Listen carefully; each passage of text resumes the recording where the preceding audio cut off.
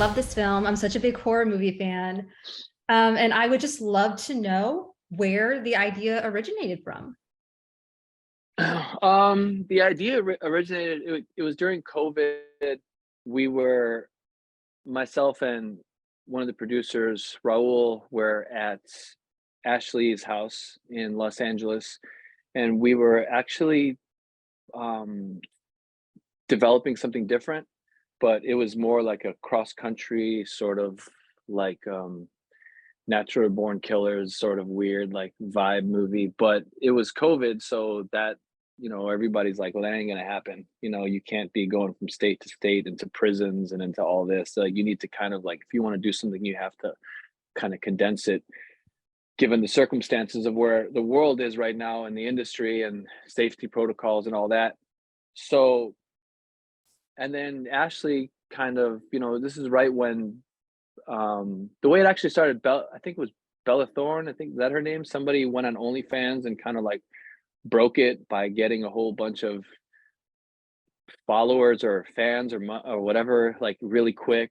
And we were just kind of talking about that and what it means and how it affects, that industry and sex workers or whatever, just kind of exploring and figuring it out. And then Ashley kind of came up with the idea. She's like, well, we could, this is an interesting sort of um kind of topic to fuck with, and to look at, and because it's more secluded, it's a person with their screen and in their alone at night or during the day. um and that kind of just became a jumping a trampoline for us to kind of jump off, and that and from there we said, oh yeah, maybe it can be. And then Raul was like, maybe it could be a horror, like we just kind of, we're having fun with it, and then we just kind of developed it by going back and forth in that room. And Gerald was there, who did the score, G-Eazy, and he was coming in and out of the room and just laughing, and we were just kind of getting different, just feeling each other out with the vibes. And then we left, and Raul and I were driving home and kind of didn't really think about it past that. And then I remember we looked at each other, we're like, can this be fun? Can this grab our attention? Um to bring it all the way to the finish line. And I was thinking, well, if it's more like B horror and we can kind of like reference like these old like Giallo sort of things, and then I can thinking about it visually, and then how to cast it, things that kind of got me excited. And then I started putting that together in my mind, and then eventually we started with the outline, and the rest is history. Yeah, well, I mean, speaking of that, I would love to know how was there like a certain connection you were trying to tie in with the reality show aspect of it, and this being, a movie within a show? Yeah, like for me, my girlfriend watches like Real Housewives and reality TV and stuff like that, and I would always be like, "What is this trash?" And then I sit down for a few minutes, and I'm like, "This is actually better than anything on television. The drama, everything is just so good. It's so good. I can't get in, I can't lock into it, but it's so good. There's something there. Obviously, there's something there. Like, look at what it's like, the number one content in the world, But I've always been kind of like, I don't care about content or this and that. Like, I want whatever. But I remember watching and her saying like, look at these people, they're horrible or whatever. And at the same time, I was kind of looking through my phone and I was reading like, oh, 2 blocks away, someone got shot, and like, and I'm looking at the news like on my phone, and like, oh, this person just walked in here with like a um and shot up this school, like other horrible things happening in real life. And then I remember in that moment just thinking like, well, I know that this reality shit is scripted, and I know that everybody is like, it's there for us to like watch it and be like, these people are so horrible, they're so horrible. But I'm like, but my neighbor might be a serial killer, like we're actually horrible, and we're creating this content on TV to make us feel like, oh, they're horrible, not us, so that was kind of like that little thing just kind of started going around in my head by being like, why do we create this? Why do we watch this reality stuff? What's the purpose of it? And what's actually happening here? And then I was thinking, I'm like, how do we thread this into this story we want to tell? And then that was kind of the seed, if that makes any sense. Oh yeah, well, that's incredible. I had never thought of it through that perspective, but yeah, I love that you did that. That's awesome. Yeah. Um, yeah, well, I spoke to John a little earlier, and he also said that he was cast at the last minute. So what was it that made you think he would be a good fit for the role? I've always wanted to work with John. John is so talented. He's one of the most talented artists I know, and he's a great musician, great actor. It and but when we were in Los Angeles, we had casted a few we had somebody else was cast, and then we got pushed, so then they couldn't do it anymore. They had to do a Showtime thing, and then somebody else was cast, and then they got COVID, and then and then we were already up there.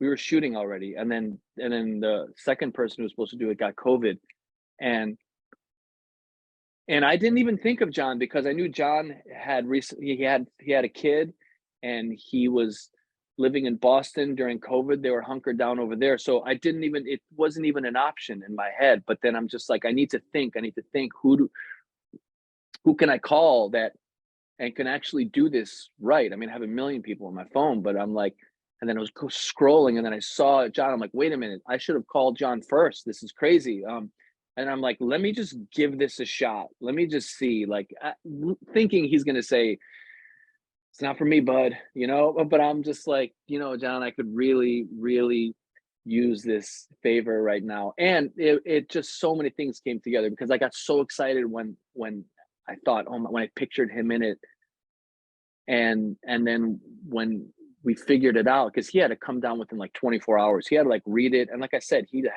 just had a kid, and it was COVID, and it was weird times, and I really kind of like begged him, and and then he pulled up. He's a good friend, and he's super talented, and he came. We had a blast, and I'm so happy that it ended up being John, and I should have hit him up right away. I just, it's tricky. It was a tricky time in the world. Yes, the stars aligned. Yeah, that was a good one. That was a good one. Yeah.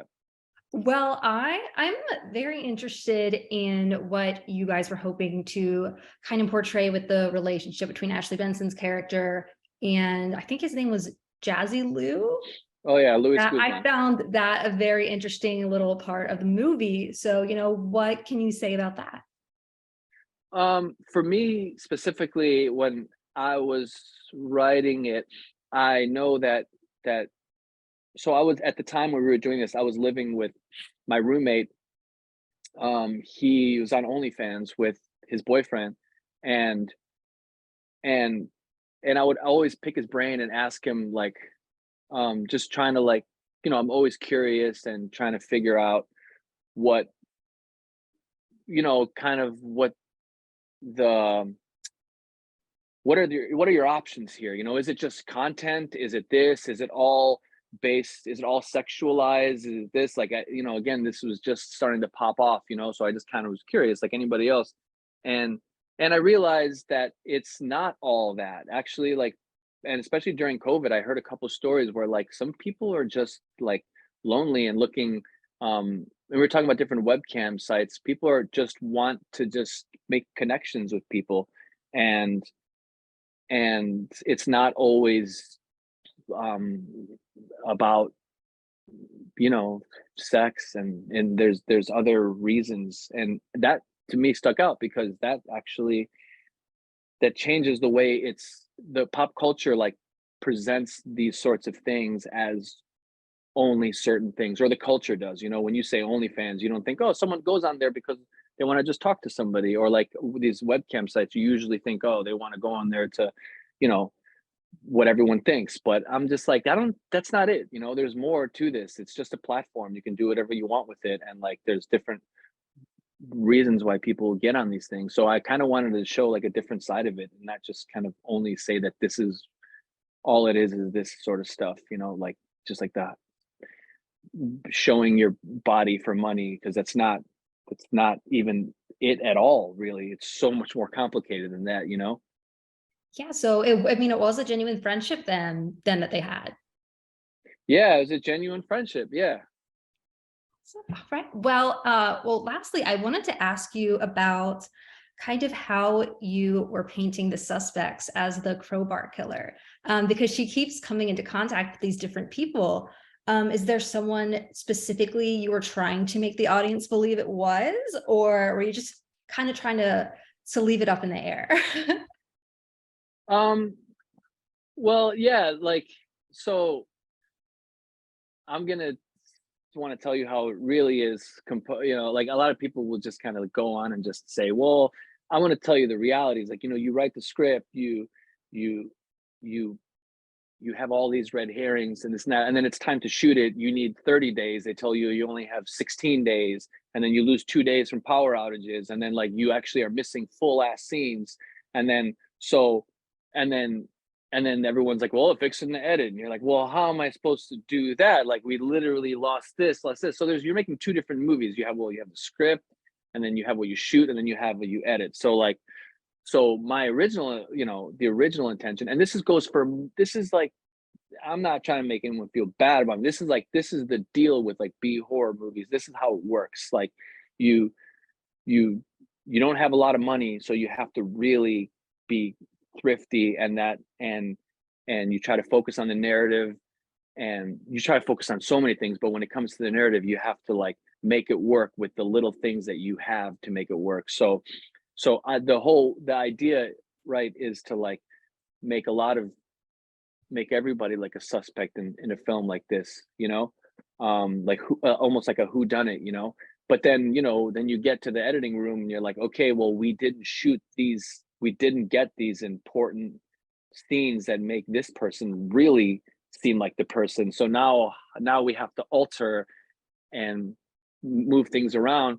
But we did a good job. That's part of the art. That's kind of what separates, you know, the people who can do it and people who can't. Like, how well are you going to do under the circumstances of what you got, especially when you're making like small B horror movies. So the idea is, yeah, to get everybody to who is it, this person, is it this person? And then in the script, it's actually written a lot. And this happens for, like I said, I've read B horror movie scripts, or just in general in the past. And then I watch the film, and the ones that have the small budgets, you're like, oh, wow, this this isn't the same.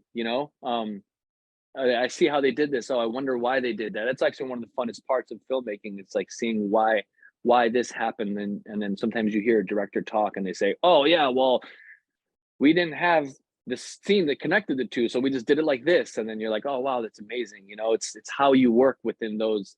Even with music, I come from music, a music background. It's like, you have a guitar player, a bass player, and a keyboardist, and then the bass player doesn't show up and you have to record. Well, like, okay, well, let's figure it out now. Let's change the parts on the spot. Like, that's the problem solving all the time. Yeah, I genuinely suspected all of them at different points. So yeah, Well, for that's sure, good. definitely That's came good. through. Yeah. That's good. Well, Okay, because I'm too close to it, so it's hard for me.